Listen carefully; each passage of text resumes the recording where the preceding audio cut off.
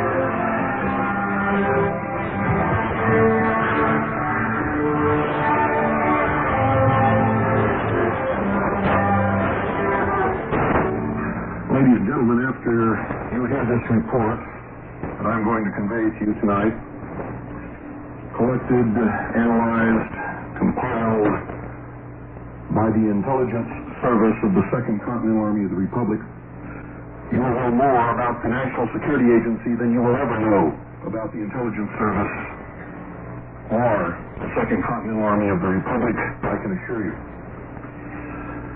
The National Security Agency, also known as the NSA, is the nation's cryptologic organization. It is tasked with making and breaking codes and ciphers, and has as well many other tasks. To make codes and ciphers, they must be able to intercept messages and communications, which means that the major task of the National Security Agency is to monitor all communications by all means worldwide, specifically electromagnetic emissions in all spectrums. The National Security Agency is one of the most important centers of foreign language analysis and research and development within the United States government. It is a high technology organization working on the very frontiers of communications, data processing, and electronic equipment. The expertise and knowledge it develops provide the government with systems that deny foreign powers knowledge of United States capabilities and intentions. The National Security Agency is charged with two of the most important and sensitive activities in the United States intelligence community. The Information Systems Security, also known as InfoSec, mission provides leadership, products, and services to protect classified and unclassified national security systems against exploitation through interception, unauthorized access, or related technical intelligence threats. This mission, ladies and gentlemen, also supports the Director, National Security Agency, in fulfilling responsibilities as executive agent for inter-agency operations security training. The Foreign Signals Intelligence, or SIGINT, spelled S-I-G-I-N-T mission, allows for an effective, unified organization and consists of all the foreign signals collection and processing activities of the United States. The NSA is authorized to produce SIGINT in accordance with objectives, requirements, and priorities which are established by the Director of the Central Intelligence Agency with the advice of the National Foreign Intelligence Board. Although code making and breaking are ancient practices, ladies and gentlemen, modern cryptologic communications intelligence activities in the United States date from the World War I period and radio communications technology. In 1917 and 1918, the United States Army created within the Military Intelligence Division the Cyber Bureau, known as MI-8, under Herbert O. Lowry. MID assisted the radio intelligence units in the American Expeditionary Forces, and in 1918 created the Radio Intelligence Service for operations along the Mexican border. The Navy had established a modest effort, but it was absorbed by mutual agreement in 1918 into Yardley's post-war civilian, quote, black chamber, end quote. The Army and the State Department continued to support Yardley until the termination of his black chamber in 1929. Army continuity was assumed, however, in the small signal intelligence service of the Army Signal Corps, under the direction of William F. Friedman. The Navy's cryptanalytic function reappeared formally in 1924 in the research desk under Commander Lawrence F. Safford in the Code and Signal Section, Op 20G, within the Office of Naval Communications. While emphasis was on the security of the United States military communications, or ComSec, both organizations developed radio intercept, radio direction finding, and processing capabilities prior to World War II. They achieved particular successes against Japanese diplomatic communications. Exploitation successes of their respective counterpart service communications had to await the shift of resources until after hostilities commenced. However, wartime successes by the United States and Britain proved the value of COMET to military and political leaders, and as a result, both service organizations expanded greatly in terms of manpower, resources, and, of course, equipment. In the later stages of the war, the services created a coordinating body to facilitate COMET cooperation.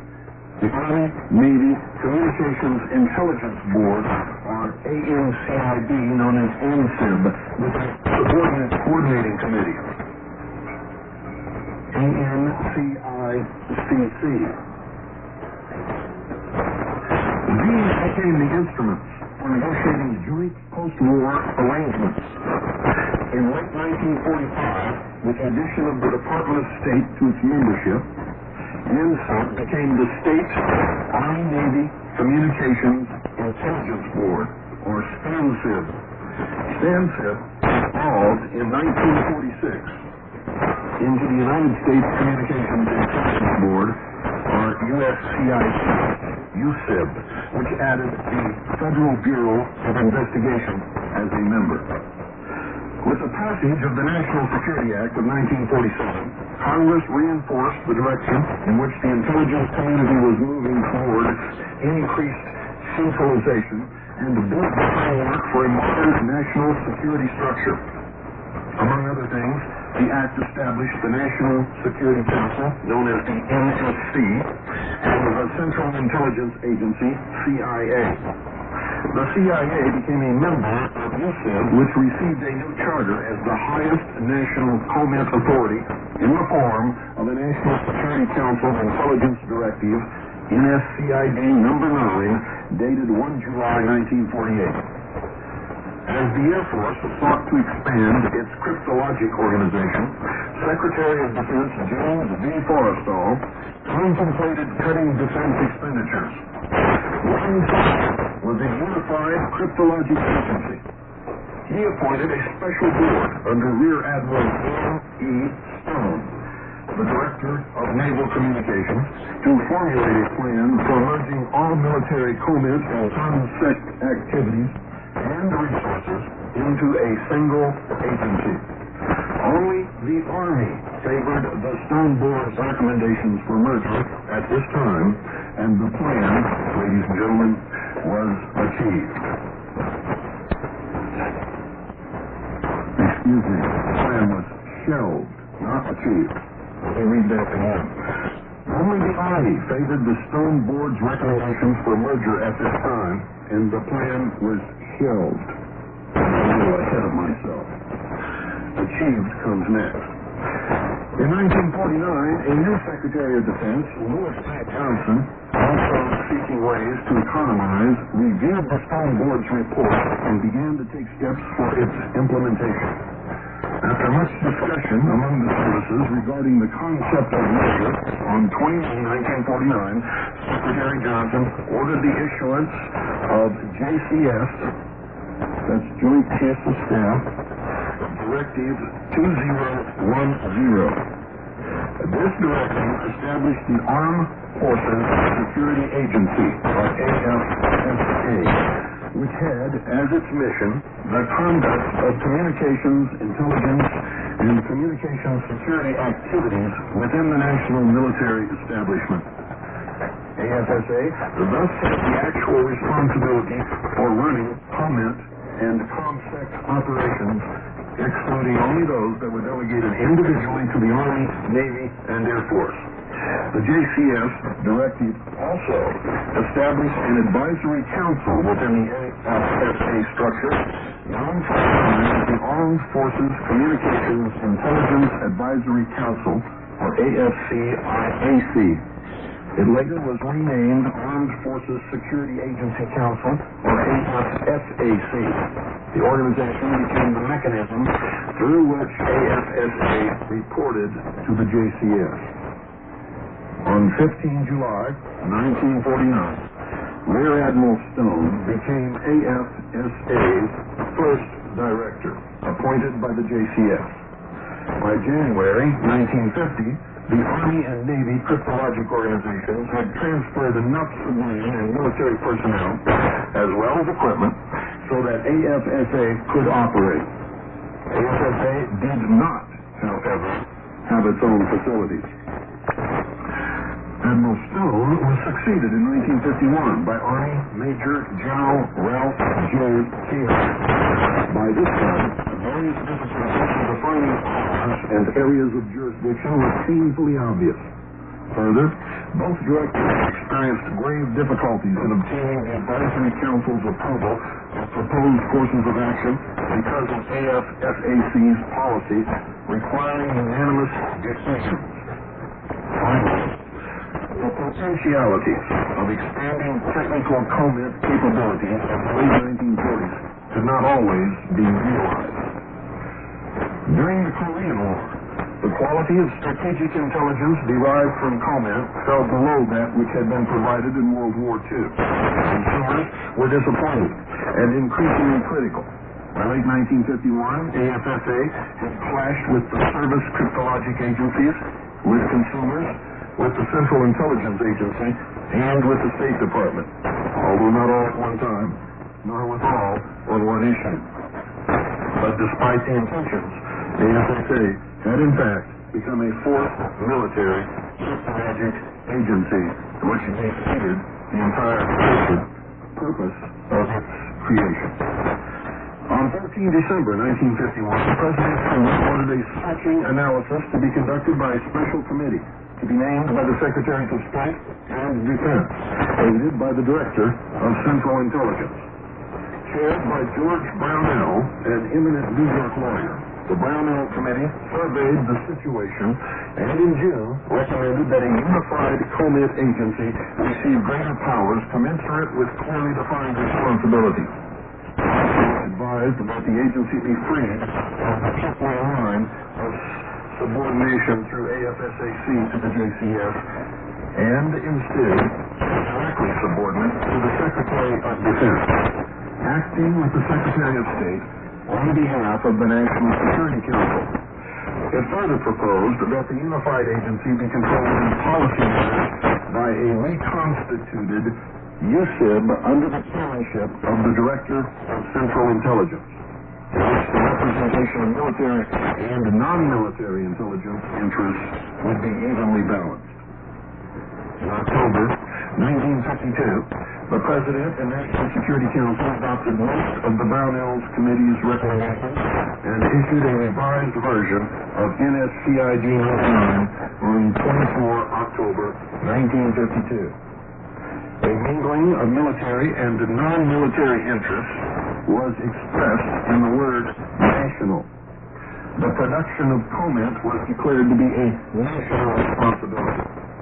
In place of an armed forces security agency, the United States government was to have a national security agency, an organization with the same resources plus a new charter. The AFSA Council, while not specifically abolished, thus had the agency pulled right out from under it. The Joint Chiefs of Staff were no longer in the chain of command. The Director of the National Security Agency reported directly to the Secretary of Defense through a unit in the latter's office that dealt with sensitive operations. The Secretary himself was declared to be executive agent of the government for Congress and subordinate to a special committee for the National Security Council, of which he and the Secretary of State were the two members, and the Director of Central Intelligence was merely an advisor.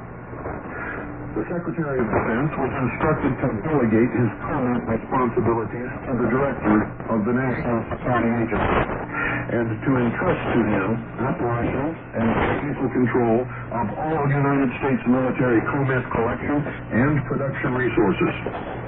The Director of the National Security Agency was ordered to bring about the most effective, unified application of all United States resources for producing national COMIT to meet requirements approved by USIB. In addition, the DERNSA, or Director of the National Security Agency, was ordered to assume the COMSEC responsibilities previously assigned to AFSA. Promulgation of NSCID No. 9 brought about a greater participation by civilian members, the Central Intelligence Agency, and the State Department of the community in the COMIT process.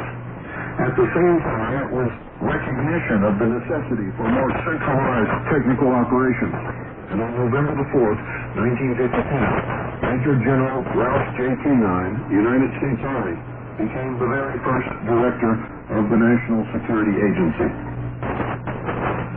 On the way, the Defense Intelligence Agency, the National Security Agency, is a presidential creation established in response to a top-secret directive issued by President Truman in October of 1952. In this directive, the President designated the Secretary of Defense as executive agent for the signals intelligence and communications security activities of the government. A specific National Security Council Intelligence Directive, or NSCID, defines the NSA's function and is augmented by the Director of Central Intelligence Directives, DCIDs, and Internal Department of Defense and National Security Agency regulations.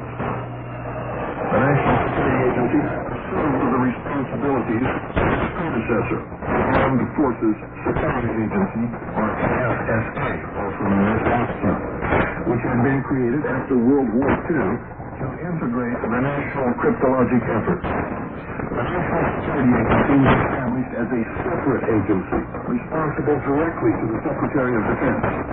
In addition, it was granted SIGINT operational control over the three service cryptologic collection agencies, or SCAs, the Army Security Agency, Naval Security Group Command, and Air Force Security Service.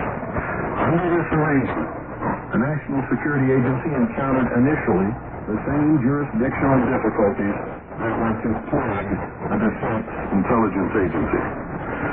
In an effort to strengthen the influence of the Director of the National Security Agency, known as DERNSA, over their activities, the SCAs were confederated in 1971 as the Central Security Service, also known as CSS, with the DERNSA as its chief. The National Security Agency, Central Security Service, or NSA/CSS, provides centralized coordination, direction, and control of the government signals intelligence, SIGINT, and communications security COMSEC activities.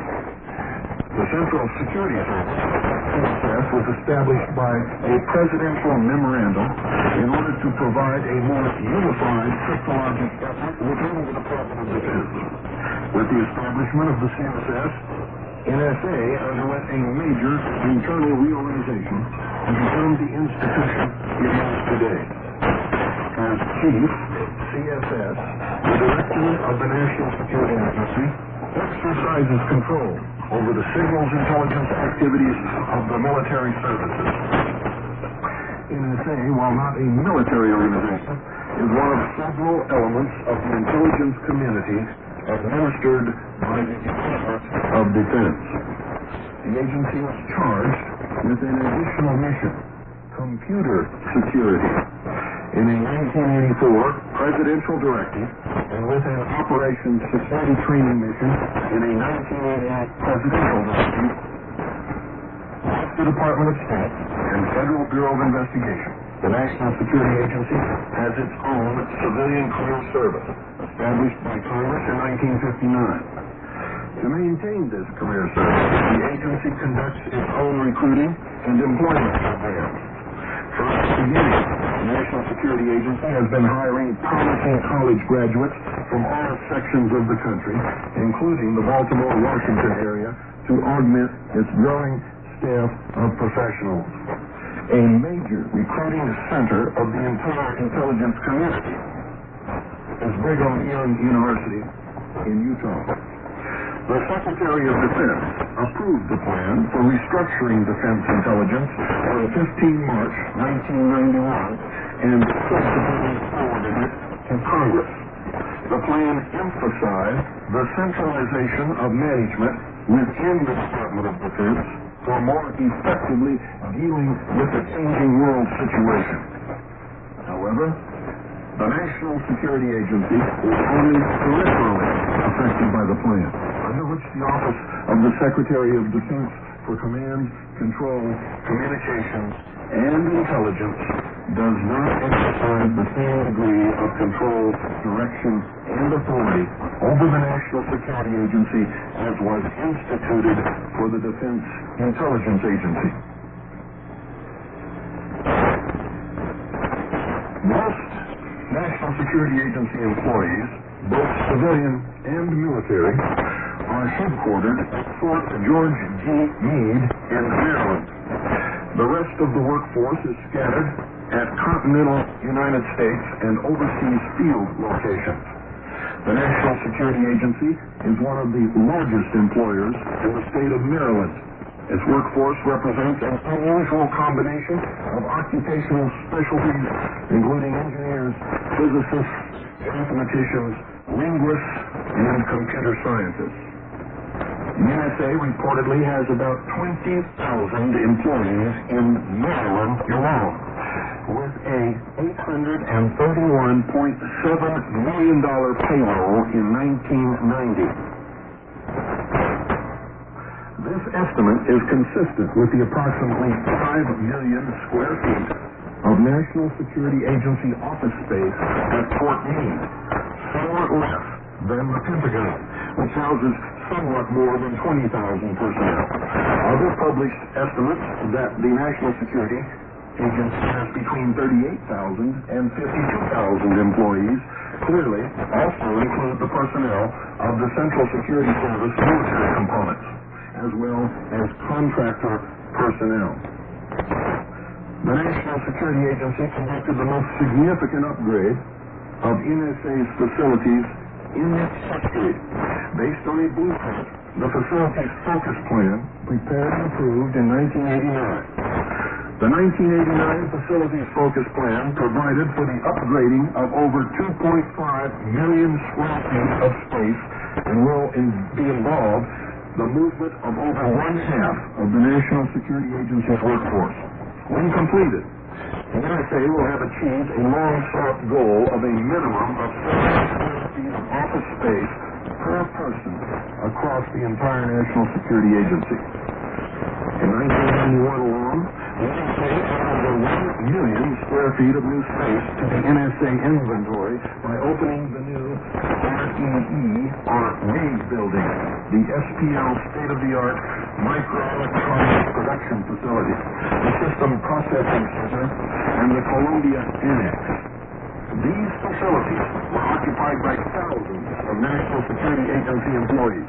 In addition, the total renovation of the headquarters building was 60% complete, and the offices were partially reoccupied, providing workspace for another 1,000-plus employees.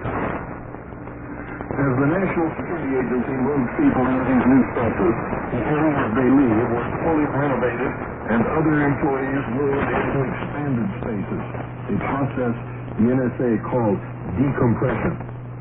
In 1992, NSA completed the renovation of FAB-1 for parts of ISL and began the renovations of FANCS-2 for the National Cryptologic School and FANCS-3 for another key component.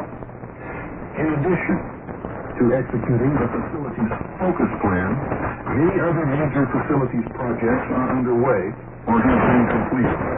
The Twin Towers utility upgrade on the headquarters building provided improved air conditioning for people and equipment.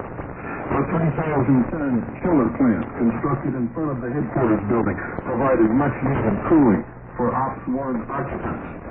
The chiller plant's main distribution loop delivers over 430,000 gallons of chilled water per hour to Ops 1. This project required over 200 helicopter airlifts to put equipment in place on the Ops 1 building. The road improvements project provided a much-needed upgrade to the road network throughout the NSA headquarters complex. A replacement of the 16-year-old uninterrupted power systems protected NSA's most critical mission operations. The Ops 1 sprinkler project met the latest fire safety codes. An extensive asbestos removal was conducted in Ops 1 and the headquarters building to provide an asbestos-free environment for NSA's employees.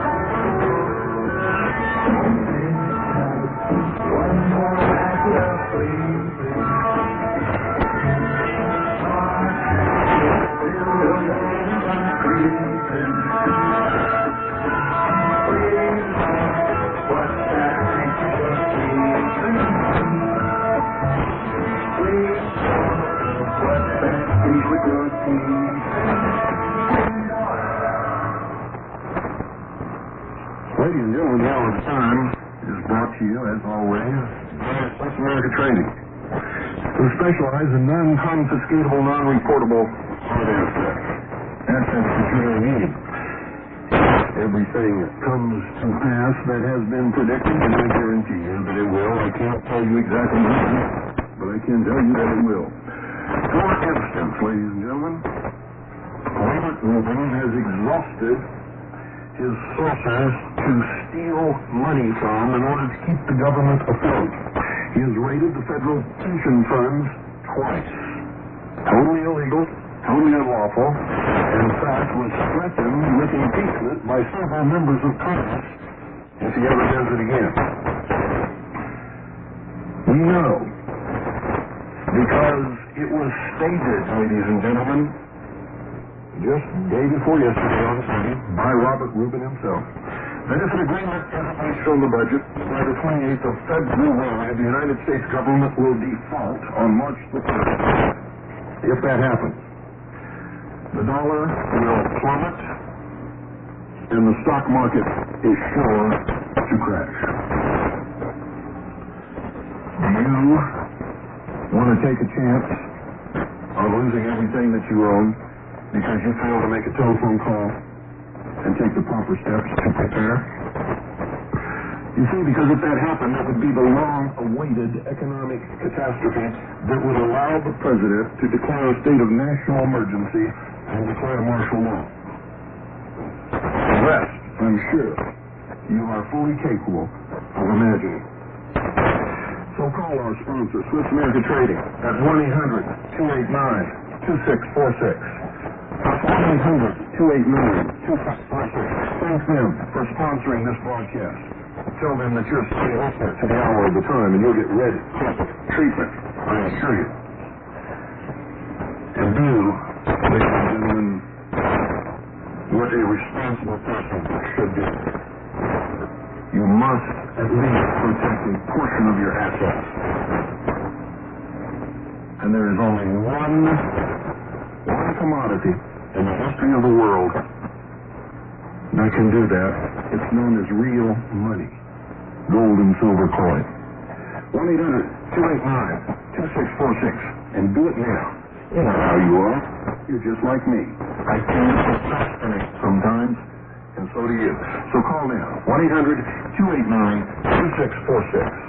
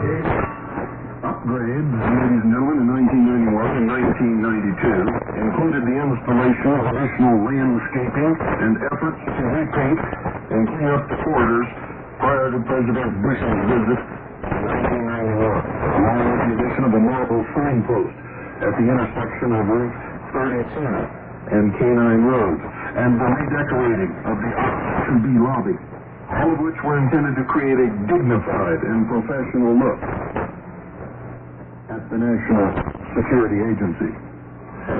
Who they wanted to impress is anybody's guess, because nobody but them are ever allowed inside.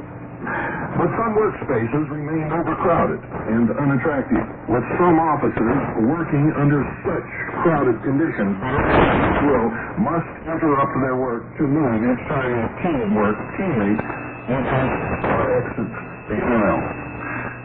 Workspace requirements and safety regulations were not complied with. In 1991, the National Security Agency planners anticipated possible personnel and operations and maintenance budget cuts and began planning for enhanced lease, utility, and facility support costs commensurate with projected budget reductions. The NSA drawdown plan was approved by the Critical Issues Group, the current board of directors, in January 1992, briefed to and approved by DERNSA in February 1992, and presented to and approved by several congressional staff in March of 1992. This plan's strategy focused on the reduction of 9 leased buildings. This would not only decrease rent and utility costs, but also such facility support costs as security grounds, maintenance, bus service, mail runs, and local travel time. Another major goal of the plan is to accommodate the 1992 NSA agency restructure by consolidating several key components into fewer buildings, bringing many of the elements in closer proximity to the National Security Agency headquarters at Fort Meade, and enhancing the efficiency of SIGINT resources and support services. The technology and systems organization will be housed in NBP-1, Research and Electronics and PINX, CANX. Operations elements are to be consolidated at the Fort Meade complex. Several support services elements will be relocated to the OPS-3 and APS-20 buildings, and the Information Systems Security Organization will be consolidated in FANCS-3 and in OPS-3. Over the course of the 4-year implementation, the drawdown plan will affect 21 National Security Agency-owned or leased buildings. Over 1.2 million square feet will be involved. 506 organizations ranging from 10 to 200 people will be moved.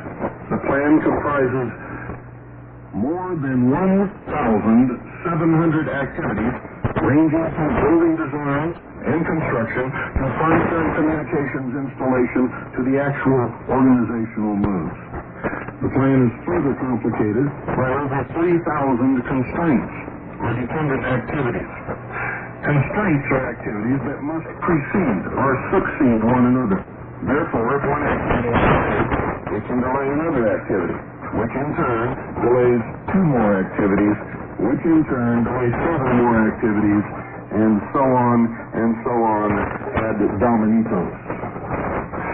These constraints, combined with the large volume of work to be accomplished, are what makes this plan so complex. From the beginning, the drawdown plan assumed an aggressive schedule. However, since the original plan was devised, 2 major changes have occurred. The first involved a key aspect of the plan, the leasing of NBP-1. Prior to the 1992 NSA reorganization, the building had been completely designed for its new occupants, the majority of whom were coming directly from the OPS-1, OPS-2B, and APS-20 buildings. However, as a result of the agency reorganization, the slated occupants of the building completely changed. Elements from throughout the National Security Agency were scheduled to move to NBP-1, home of the New Technology and Systems Organization. And this meant that the floor plans, seating arrangements, communication systems, etc. had to be readjusted. The drawdown team was able to rectify the situation with no delay to the already tight schedule. The second major alteration involved the relocation of the Naval NSC from its Nebraska Avenue headquarters to OPS-3, a direct result of the Federal Base Closure Act. Prior to the decision to relocate NSG, Tanks 3 was scheduled to be rehabbed floor by floor over the course of 3 years. However, because DDI personnel vacated Tanks 3 spaces to make room for the 1995 arrival of NSG, the rehab of Tanks 3, DDI's new home, must be completed in 18 months. This aggressive schedule requires that the entire Tanks 3 building be empty during the rehab. The drawdown plan has to be altered to allow for temporary retention of ITB and indefinite retention of APS-20 to accommodate the Tanks 3 personnel. This major revision did not lengthen the original 4-year drawdown schedule. The National Security Agency drawdown plan includes the termination of leases for Tanks 1, APS-8, and APS-9, the complete renovation and occupancy of Tanks 2, the consolidation of the National Cryptologic School in Tanks 2, the consolidation of the operations organization in the headquarters complex, and the transfer of all personnel from Tanks 3 and preparation of the building rehab with scheduled to be completed by mid-1995. Equally significant is the complete interior construction and occupancy of NDP-1. When leased in 1992, NDP-1 was essentially a hollow building. Crews had to construct everything from floors and ceilings to heating and air conditioning systems to communication lines and sprinkler systems to walls and furniture. By late 1996, the plan's scheduled completion date, the National Security Agency will fully reoccupy the newly renovated Tank 3 and termination of leases for Parkway Center, APS-5, APS-10, APS-11, APS-13, and the International Tower Building.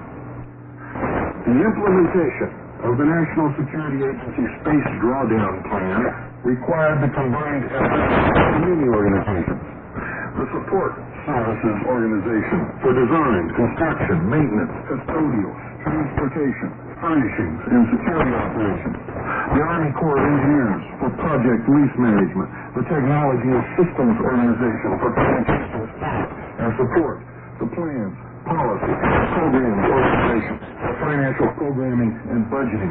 All of these organizations keep records, make reports, and have to answer to Congress for their expenditures.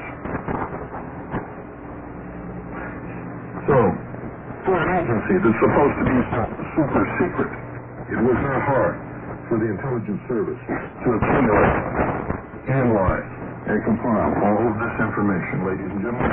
If you're wondering how difficult it was just time-consuming. Just think what the Russians must have.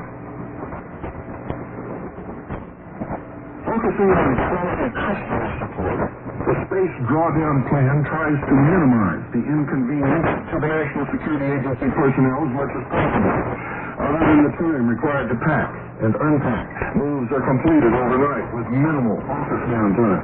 Whenever possible, customers may retain their telephone numbers at their new location. And although double and sometimes triple moves are occasionally necessary, the team takes great pains not to hopscotch their customers all over the agency. The National Security Agency Space Drawdown Plan is a team effort requiring the coordination of many different agency elements, which will continue until the final move is completed in late 1996. Fort George G. Meade at Fort Meade, Maryland.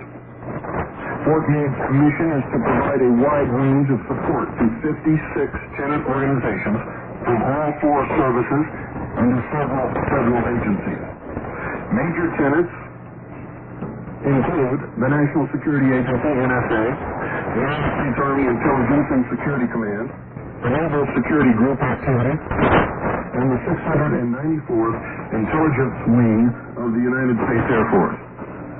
Fort George G. Meade, Maryland, is an Army installation dedicated to providing support to servicemen, women, Department of Defense civilians, and their families. It's located midway between the cities of Baltimore, Washington, D.C., and Annapolis, near the communities of Odenton, Laurel, and Columbia. The installation installation was 4 miles east of Interstate 95 and 1/2 mile east of the Baltimore-Washington Parkway between Maryland State Routes 175 and 198. Fort Meade is home to approximately 9,200 military personnel, as well as 29,000 civilian employees. Approximately 7,500 family members also reside on post. The economic impact of Fort Meade to local civilian communities is approximately $2 billion annually. Now, this reaches the community in the form of $300 million in military payroll, $1.2 billion in civilian payroll, and nearly $500 million in local contracts. Virtually a city in itself, Fort Meade has 65 miles of paved roads and 28 miles of secondary roads and 1,670 buildings. There's also a bank, a non-exchange mall, credit union, post office, hospitals, chapels, and many other facilities. Fort George G. Meade became an Army installation in 1917, authorized by an act of Congress in May 1917. It was, in fact, one of 16 cantonments built for troops drafted for the war with the Central Powers in Europe. The present Maryland site was selected on June the 23rd, 1917. Actual construction began in July. The first contingent of troops arrived here that September. The post was originally named Camp Meade for Major General George Gordon Meade, whose defensive strategy at the Battle of Gettysburg proved a major factor in turning the tide of the Civil War in favor of the North. During World War I, more than 100,000 men passed through Fort Meade, a training site for 6 infantry divisions, 3 training battalions, and 1 depot brigade. Source of this information? Fort Meade Public Affairs Office. In 1928, when the post was renamed Fort Leonard Wood, Pennsylvanians registered such a large protest that the installation was permanently named Fort George G. Meade on 5 March 1929. This action was largely the result of a rider attached to the regular Army Appropriation Act by a member of the House of Representatives from the Keystone State. Fort Meade became a training center during World War II. Its ranges and other facilities were used by more than 200 units and approximately 3,500,000 men between 1942 and 1946. The wartime peak military personnel figure at Fort Meade was reached in March 1945, which was 70,000. With the conclusion of World War II, Fort Meade reverted to routine peacetime activities, but later returned to build-up status. Many crises, including Korea, West Berlin, and Cuba, along with Vietnam-related problems, were to come. One key post-World War II event at Fort Meade was the transfer of the 2nd United States Army Headquarters from Baltimore on 15 June 1947. This transfer brought an acceleration of post-activity because 2nd Army Headquarters exercised command over Army units throughout the then 7-state area. A second important development occurred on 1 January 1966, when the 2nd United States Army merged with the 1st United States Army. The consolidated headquarters moved from New York to Fort Meade to administer activities of Army installations in a 15-state area. In August 1990, Fort Meade began processing Army Reserve and National Guard units from several states for the presidential call-up in support of Operation Desert Shield. In addition to processing Reserve and National Guard units, Fort Meade sent 2 active duty units, the 85th Medical Battalion and the 519th Military Police Battalion, to Saudi Arabia. In all, approximately 2,700 personnel from 42 units deployed from Fort Meade during Operation Desert Shield Desert Storm. The National Security Agency was established by presidential directive on 4 November 1952. In 1957, the National Security Agency consolidated its headquarters operations at Fort George G. Meade, Maryland, and its headquarters complex at Fort Meade is dominated by two high-rise buildings completed in 1986 and dedicated by then-President Ronald Reagan in a special ceremony. The complex includes an operations building, a technical library, and other facilities which house logistics and support activities. The National Security Agency is supported by elements of the Army, Navy, Marines, and Air Force, whose officers and enlisted personnel constitute approximately 20% of the agency workforce. The remainder are civilians who are permanently assigned and who reside in the Baltimore-Washington area. A large number of the agency's semi-skilled and clerical employees have been drawn from the local area. The NSA has developed special educational programs in conjunction with local high schools to help prepare students for employment with the agency. The National Security Agency works with U.S. employment offices and civic groups in the area to promote employment of the handicapped. Graduates coming from high school and college campuses may move into one of three broadly defined professional occupational areas. Some specialize in cryptology, making and testing United States codes and ciphers. Others become specialists in the data processing field, and the remainder, especially mathematicians, scientists, and engineers, will work in research and development. The National Security Agency has always placed great emphasis on the training and development of its people. The establishment of the National Cryptologic School as a separate professional structure is a true symbol of this concern and represents further enhancement of the agency's already extensive training activities. Additionally, the agency has a number of educational programs, both undergraduate and graduate, established with the Johns Hopkins University, American University, George Washington University, University of Maryland, and Catholic University, as well as its own special courses. Also, a number of NSA professional personnel teach part-time at these local universities. Gunther Arendt's list of the world's most powerful computing sites shows the National Security Agency at Fort Meade as the world's second most powerful supercomputer. This listing ranks sites according to ratings, which are ratios to a Cray Y-MPI based on NASA MTB-ET size A benchmark reports. They denote approximations usually based on comparable programs. Figures suffixed with a question mark denote relative guesses based on Intel Pentagon peak G-flop ratios.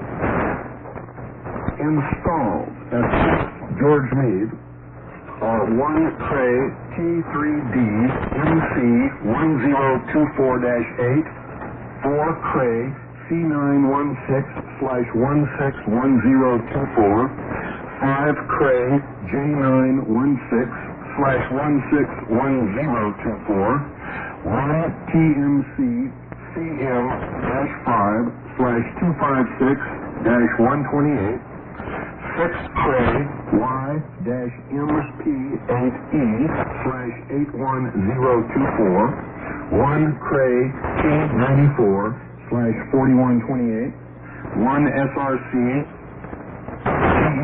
TERASYS, 1 Cray 3/SSS, and probably an awful lot that is not known to anyone except those specifically assigned to those computers.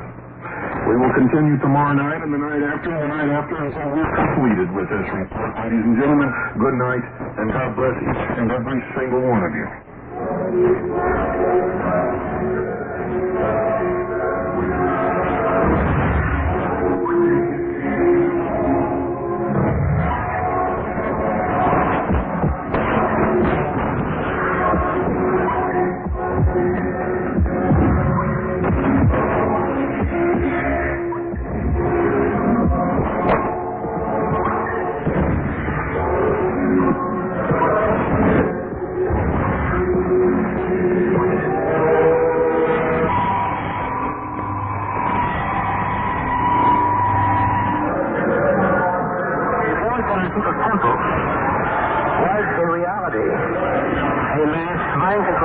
experiment conducted by the CIA as a follow-up to something called NSA.